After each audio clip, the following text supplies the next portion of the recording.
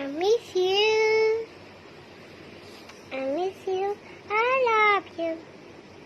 I feel you. Hey. I miss you. Hey. I love you. I love you. ସାଥିରେ ମୁଁ ହଜି ଯାଇଛି ହୋଟେଲରେ ଭିଜି ଯାଇଛି ଭିଜରାଜି ତୋ ଭିଜା ଭିଜା ସ୍ମୃତିରେ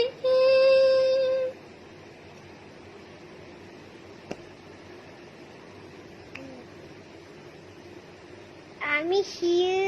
ତୋ ଧଡ଼କନର ଧୁମ୍ ମୁଁ ଚାକିରିରେ I miss you. ତୋ ଧଡ଼କନର ଧୁମ୍ ମୋ ଛାତିରେ Hi. Hi baby, Hi. I love you. I love you. I love you. I miss you.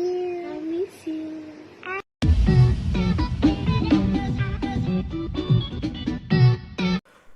Humane ସାଗରଙ୍କ ସ୍ତ୍ରୀ ଶ୍ରିୟା ମିଶ୍ର ଜଣେ ବ୍ରାହ୍ମଣ ଲୋକ। ପୁରୀ ଜଗନ୍ନାଥ ମନ୍ଦିର ପାଖରେ ତାଙ୍କର ଘର। ଆଉ ସେ ବିବାହ ପୂର୍ବରୁ ଜାଣିଥିଲେ ହ୍ୟୁମାନ ସାଗର ଜଣେ ଖ୍ରୀଷ୍ଟିଆନ ଲୋକ। ଆଉ ମୁଁ ଯଦି ହ୍ୟୁମାନ ସାଗରଙ୍କ ଘରକୁ ବିବାହ କରିଯିବି ମୋତେ ଖ୍ରୀଷ୍ଟିଆନ ହେବାକୁ ପଡ଼ିବ। ସେ ଜାଣିଥିଲେ, ଜାଣି ସେ କ'ଣ କରିଥିଲେ, ବିବାହ କରିଥିଲେ। ଆଉ ବିବାହ ପରେ ଯେତେବେଳେ ହ୍ୟୁମାନ ସାଗର କହୁଛନ୍ତି ଖ୍ରୀଷ୍ଟିଆନ ଧର୍ମ ଗ୍ରହଣ କର ବୋଲି, ଆଉ ସେହି ସମୟରେ ସେ ମନା କରିଦେଉଛନ୍ତି। ଆଉ ହ୍ୟୁମାନ ସାଗରଙ୍କୁ ଭୁଲ ବୁଝୁଛନ୍ତି। ଆଉ ହ୍ୟୁମାନ ସାଗରଙ୍କୁ ଧର୍ମ ପରିବର୍ତ୍ତନର ଆରୋପ ଲଗାଉଛନ୍ତି। ମୋର ପ୍ରିୟର ଭାଇ ଏବଂ ଭଉଣୀମାନେ, ହ୍ୟୁମାନ ସାଗର ଆଜି ଓଡ଼ିଶାରେ, ଭାରତରେ ଗୋଟିଏ ସୁପରିଚିତ ଗାୟକ।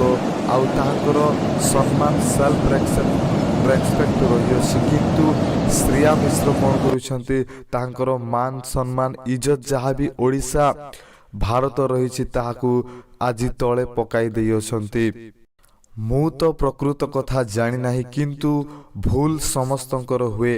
ଆଜି ଯଦି ହ୍ୟୁମାନ ସାଗରଙ୍କର ଯଦି ବା କୌଣସି ଭୁଲ ହେଇଛି ତାହେଲେ ଶ୍ରିୟା ମିଶ୍ରଙ୍କର କମ୍ପ୍ରମାଇଜ୍ କରିବାର ଥିଲା। ତାହା ଆଉ ବାହାରକୁ ପଦାକୁ ଆଣିବାର ସେହି କଥା ନଥିଲା। କିନ୍ତୁ ସେ ପଦାକୁ ଆଣି ହ୍ୟୁମାନ ସାଗରଙ୍କର ଇଜ୍ଜତ କ'ଣ କରିଛନ୍ତି, ନିଲାମ କରିଦେଇଛନ୍ତି। ଆଉ ମୁଁ ଆଶା କରୁଛି ଏହି ପରିବାର କ'ଣ କରନ୍ତୁ, ଶୀଘ୍ର ମିଶିଯାଆନ୍ତୁ। ଆଉ ଆପଣମାନେ ପ୍ରାର୍ଥନା କରନ୍ତୁ ଯେତେ ବି ଲୋକ ଏହି ଭିଡ଼ିଓକୁ ଦେଖୁଛନ୍ତି, ଶ୍ରିୟା ମିଶ୍ର ଆଉ ପୁନର୍ବାର ଏମିତି ଭୁଲ କାମ ନ କରନ୍ତୁ। ପ୍ରଭୁ ଯୀଶୁଖ୍ରୀଷ୍ଟ ସତ୍ ଜ୍ଞାନ ସତ୍ ବୁଦ୍ଧି ଶ୍ରିୟା ମିଶ୍ରଙ୍କୁ ଦିଅନ୍ତୁ। ପରିବାରରେ ମିଳିମିଶି ରହିପାରିବେ ଶ୍ରିୟା ମିଶ୍ର। ଆପଣମାନେ ପ୍ରାର୍ଥନା କରନ୍ତୁ ପ୍ରଭୁ ଯୀଶୁଖ୍ରୀଷ୍ଟଙ୍କୁ ଜାଣିପାରିବେ ଏବଂ ସେ ମନ ପରିବର୍ତ୍ତନ କରିପାରିବେ। ଆଉ ପ୍ରଭୁ ଯୀଶୁଖ୍ରୀଷ୍ଟଙ୍କୁ ଉଦ୍ଧାରକର୍ତ୍ତା ରୂପେ ଗ୍ରହଣ କରିପାରିବେ। ଆପଣମାନେ ପ୍ରାର୍ଥନା କରନ୍ତୁ। ଆଉ ଆଜି ଏହି ପୃଥିବୀ ପୃଷ୍ଠରେ ଅନେକ ପରିବାର ଅଛନ୍ତି, ସେମାନେ ସ୍ୱାମୀ ସ୍ତ୍ରୀ ଅଲଗା ହେଇଯାଇଛନ୍ତି। ଆଉ ସେହି ପରିବାରମାନଙ୍କ ନିମନ୍ତେ ମଧ୍ୟ ଆପଣମାନେ ପ୍ରାର୍ଥନା କରନ୍ତୁ। ସମସ୍ତେ ଆଜି ଅଲଗା ହେଇଯାଇଥିବା ପ୍ରତ୍ୟେକ ପରିବାର ଆଜି ମିଶିବେ। ପ୍ରଭୁ ଯୀଶୁଖ୍ରୀଷ୍ଟଙ୍କଠାରେ ପ୍ରାର୍ଥନା କରନ୍ତୁ। ଆପଣମାନଙ୍କର ପ୍ରାର୍ଥନା ଦ୍ୱାରା ଆଜି ଅନେକ ପରିବାରରେ ଖୁସି ଆସିପାରିବ। ଏହି ଭିଡ଼ିଓ ଦେଖିଲେ ସମସ୍ତଙ୍କୁ ବହୁତ ବହୁତ ଧନ୍ୟବାଦ।